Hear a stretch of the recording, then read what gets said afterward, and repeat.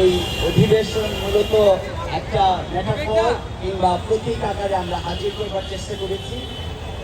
এর অর্থ হচ্ছে যে আপনারা পেছনে দেখছেন যে এটা এক ধরনের, এটা সত্যি আমাদের নাট্য ভাষা কতটা সবল কিংবা দুর্বল, এর থেকেও বড় কথা হচ্ছে যে এটার একটা প্রতীকী পরিবেশনা, যেখানে আমরা জানি যে পার্লামেন্টে গত 50 বছর ধরে বাংলাদেশের জাতীয় সংসদ ভবনে যারা গিয়েছেন এবং যে সংসদ ভবনটি আছে তাদের সাথে এবং ওই ভবনটির সাথে আমাদের যে মনস্তাত্ত্বিক, শ্রেণীগত এবং হচ্ছে যে সমস্ত ধরনের যে দূরত্ব আছে, সেই দূরত্বের সামনে এনে সেই দূরত্বের বিরোধিতা করে একটা এই রাস্তার মধ্যে এনে টুকরো টুকরো করে আমরা কি আমাদের কথা বলার একটা জনপরিসর কল্পনা করতে পারি কিনা।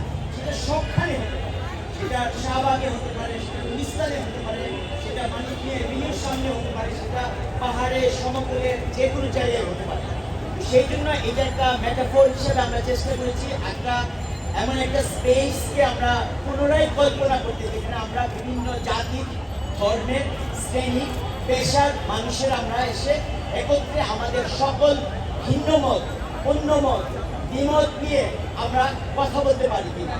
আমার মনে হয় যে বিভিন্ন ধর্মীয় উপাসনালয়গুলো প্রত্যেক ধর্মীয় বিশ্বাসীদের জন্য পবিত্র স্থান, কিন্তু সাংস্কৃতিক কর্মকাণ্ড, বিশেষ করে হচ্ছে যে নাটক, সিনেমা, গান, সাহিত্যের আসর, সেগুলো সকল ধর্মের, সকল মানুষের, সকল বিশ্বাসীদেরকে একটা অভিন্ন ক্ষেত্র হিসেবে কল্পনা করতে পারি, যেখানে আমরা সবাই এসে মিলে আমাদের ভাবনা চিন্তাগুলোকে একত্রে মিথস্ক্রি আকারে হাজির করতে পারি। সেই জন্য আমার মনে হচ্ছে যে সংস্কৃতির দৃষ্টিতে বাংলাদেশের রাজনৈতিক বন্দোবস্তকে আমরা দেখতে পারি।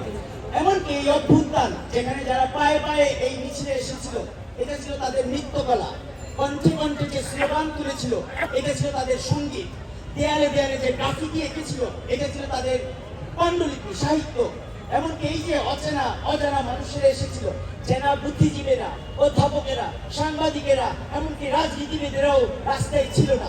সব অচেনা মজলুম মানুষেরা এসে রাজপথ দখল করে নিয়ে একটা স্বৈরাচারী কর্তৃত্ববাদী রেজিমকে উৎখাত করে দিয়েছে। এই যে ট্রান্সফরমেশন, এটা ছিল তাদের অভিনয় কলা।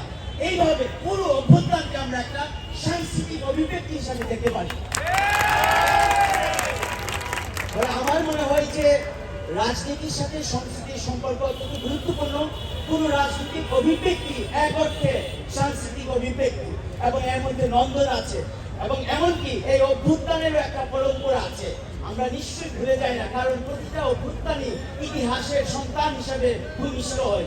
যেভাবে এই অঞ্চলে ফকির সন্ন্যাসী বিদ্রোহী হয়েছিল, 69 হয়েছিল, 90 হয়েছে, 2024 হয়েছে। এই যে ইতিহাসের সংশ্লেষ ঘটে, এর ভেতর দিয়ে সম্ভবত আমাদের ভবিষ্যতের রূপরেখা আমরা আঁকতে পারি। এইটা ছিল আমাদের একটা প্রতীকী অধিবেশন, এটা আনফিনিশড। এর মানে হচ্ছে যে সংলাপ চলবেই। রাশান একজন থিওরিস্ট বলেন যে কথা বলা কখনো বন্ধ করা যায় না।